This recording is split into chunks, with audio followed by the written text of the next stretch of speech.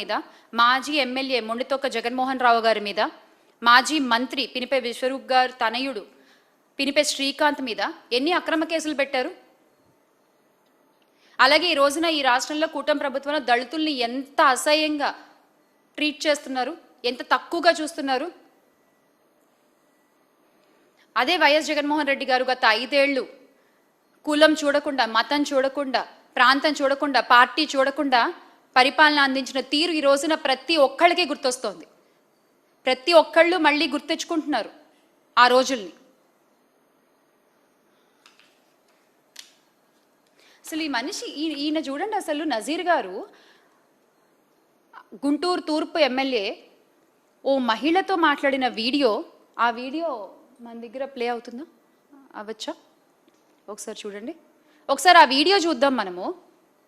అది చూసిన తర్వాత అంటే ఒక గౌరవప్రదమైన పోస్ట్లో ఉంటూ ఆయన మహిళలతో మాట్లాడేటువంటి తీరు, మహిళల్ని ఉద్దేశించి ఆయన వాడేటువంటి పదాలు ఎంత హేయమైనవిగా ఉన్నాయంటే ఒకసారి మీరే చూడొచ్చు. గతంలో ఒకసారి ప్లే చేయండి వీడియో.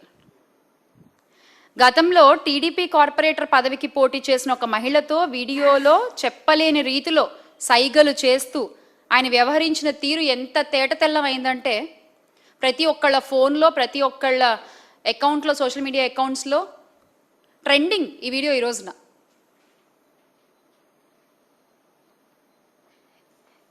ఆ మహిళ వ్యవహరించిన తీరు సభ్య సమాజం, ఆ మహిళతో ఈయన వ్యవహరించిన తీరు సభ్య సమాజం తలదించుకునేలా ఉందనే అభిప్రాయం ఈ రోజున ప్రతి ఒక్కళ్ళలో వ్యక్తమవుతోంది. ప్రజాప్రతినిధి అయ్యుండి కూడా ఈ రకంగా రాసలీలలు చేస్తూ వీళ్ళు ఏమీ చెప్పాలనుకుంటున్నారు ఈ రాష్ట్రానికి నాకు అర్థం కాదు. అంటే మీరు ఒక గౌరవమైన పోస్ట్లో ఉన్నారు, మీరు చాలామంది మిమ్మల్ని చూస్తూ ఉంటారు, మీరు ఎలా మాట్లాడుతున్నారు, ఎలా ప్రవర్తిస్తున్నారు అన్నీ అబ్జర్వ్ చేస్తూ ఉంటారు. మీరు ఒక ఇన్స్పిరేషన్గా ఉండాలి, కానీ మీ ప్రవర్తన, మీ తీరు ఈ రోజున కూటమి ప్రభుత్వంలో నాయకుల తీరు ఎలా ఉందంటే మాటల్లో చెప్పలేని విధంగా ఉంది. మళ్ళీ నిష్పక్షపాతంగా మేము రాజకీయం చేస్తాము, మహిళల్ని సమానంగా చూస్తూ వాళ్ళ సాధికారత కోసం కృషి చేస్తాము అంటూ కబుర్లు చెప్తారు. ఈ రోజున మహిళలు ఏంటండి, ఎస్పీలే భయపడుతున్నారు. అసలు మీ పాలనలో ఎస్పీలే, ఐపీఎస్ అధికారులే భయపడుతున్నారు మీ పాలనలో. ఎస్సీ సామాజిక వర్గానికి చెందిన సీనియర్ ఐపీఎస్ సంజయ్కి నిష్పక్షపాతంగా పనిచేస్తారనే పేరుంది, అవునా కాదా? ఆయనకు ఏ రాజకీయ పక్షానికి కొమ్ము కాయరని ఐపీఎస్ అధికారులే స్పష్టం చేస్తూ ఉంటారు. ఆయన కూడా మీ నిధుల్లో దుర్వినియోగానికి బలైపోయారు. ఆయన కూడా ఐపీఎస్ అధికారి పివి సునీల్ కుమార్పై మీరు ఎంత కక్ష తీసుకున్నారు ప్రజలందరం చూసాము. దళితులను ఎంత హేయంగా మాట్లాడతారు మీరు, గంజాయి తాగేవాళ్ళు. మీరు మాట్లాడిన మాటలే 27/4/2024లో విత్ డేట్ చెప్తున్నా నేను ఈ రోజున. గత సంవత్సర కాలంగా ఎవ్వరు రాష్ట్రంలోని ఏ పనులు చేసుకునే వాళ్ళు కూడా సంతృప్తిగా లేరు ఈ కూటమి ప్రభుత్వంతో. అది రైతుల దగ్గర నుంచి, చదువుకునే పిల్లల దగ్గర నుంచి, ఉద్యోగాలు చేసుకునే మహిళలు కావచ్చు, ఉద్యోగులు కావచ్చు, ప్రభుత్వ ఉద్యోగులు కావచ్చు, ఎవ్వరు సంతోషంగా లేరు. ముఖ్యంగా మహిళలైతే నిన్నటికి నిన్న మీరు అమలుపరిచిన బస్సు పథకం కూడా చూసాం కదా. ఫ్రీ అన్నారు, డబ్బులు తెచ్చుకోకుండా టికెట్ కొనుక్కోవడానికి వస్తే అయ్యో ఇది ఫ్రీ కాదమ్మా అంటారు అక్కడ వాళ్ళు. మళ్ళీ వాళ్ళు వెళ్ళి డబ్బులు తెచ్చుకుని టికెట్లు కొనుక్కోవాల్సిన పరిస్థితి. బస్సుల ముందు ఇది స్త్రీ శక్తి సంబంధించినది కాదు, ఇక్కడ వర్తించదు ఆ పథకం అని చెప్పి బోర్డులు పెట్టుకుని తిరుగుతున్నారు. ఇంకేంటి మీరు ఇచ్చింది? మాటలు అందరూ చెప్తారు, కానీ మీరు మాటలు చెప్పినవన్నీ కూడా చేతల్లో చేసి చూపించేటువంటి ఆ నమ్మకం మీకు ఉన్నప్పుడే ఆ మాటలు చెప్పండి, లేకపోతే నవ్వుతున్నారు ప్రజలందరూ కూడా. ఈ రోజున చూసాం కదా, ఇప్పుడు సంవత్సర పై కాలంగా కూటమి ప్రభుత్వం అధికారంలోకి వచ్చిన దగ్గర నుంచి మహిళల పట్ల, దళితుల పట్ల, ఐపీఎస్ అధికారుల పట్ల, ప్రభుత్వ ఉద్యోగుల పట్ల వాళ్ళు ప్రవర్తించిన తీరు ఇది.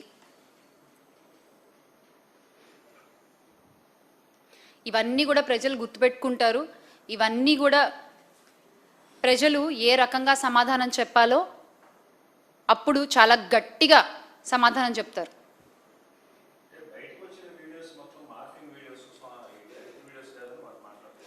ఇవాళ రేపు ఒక వరం ఏమిటంటే ఏది వచ్చేసినా అది మార్ఫింగ్ అని చెప్పేయచ్చు, ఏది అయినా మాట్లాడేయచ్చు. తర్వాత అయ్యో అది ఏ అండి మాకేం సంబంధం లేదు అని చెప్తున్నారు. మరి నిజాలు భగవంతుడికే తెలియాలి. మీరు మీడియాలోనే ఉన్నారు, మీకు ఒక ఐడియా ఉంటుంది కదా సార్.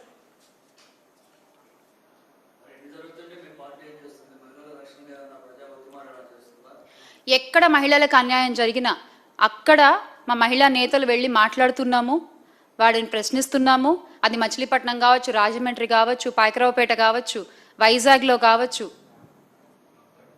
రాప్తాడులో కావచ్చు, ఎక్కడైనా ప్రతి చోట మొన్నటికి మొన్న ఒక ఆడ మనిషిని చెట్టు కట్టేసి కొడుతుంటే తన కన్న బిడ్డ ముందు వైఎస్ఆర్ కాంగ్రెస్ పార్టీ కదా గొంతెద్దాన్ని ప్రశ్నించింది. ఆ తర్వాత కదా ఆమెకు న్యాయం జరిగింది కుప్పంలో. సో ఇలాగా ప్రతి చోట ఎక్కడ మహిళలకు అన్యాయం జరుగుతున్నా అక్కడ ముందు నిలబడేటువంటి పార్టీ వైఎస్ఆర్ కాంగ్రెస్ పార్టీ అని సగర్వంగా తెలియజేసుకుంటున్నాము. ఎందుకంటే మా అధినాయకులు వైఎస్ జగన్మోహన్ రెడ్డి గారికి మహిళలపై అపారమైన గౌరవం.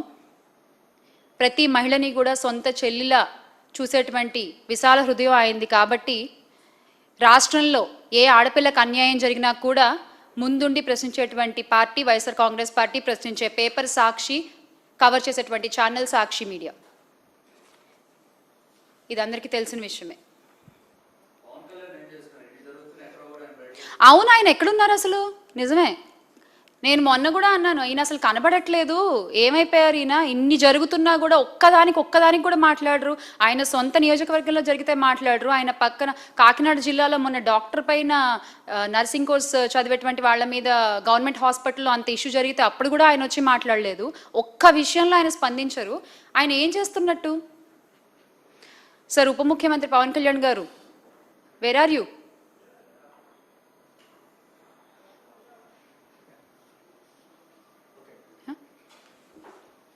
సో ఇవన్నీ గుర్తుపెట్టుకుని ప్రజలందరూ ఈరోజు అనుకుంటున్న మాట, మళ్ళీ రాష్ట్రం బాగుండాలంటే జగన్మోహన్ రెడ్డి గారు ముఖ్యమంత్రిగా అవ్వాలి అని. ఆయన ముఖ్యమంత్రి చేసుకోవడానికి ఈ రోజున చిన్నపిల్లల దగ్గర నుంచి, అంటే అప్పుడే ఓటు హక్కు వచ్చిన వాళ్ళ దగ్గర నుంచి కూడా రెడీగా ఉన్నారు, ఎప్పుడెప్పుడు వైఎస్ఆర్ కాంగ్రెస్ పార్టీకి ఓటేద్దామా అని.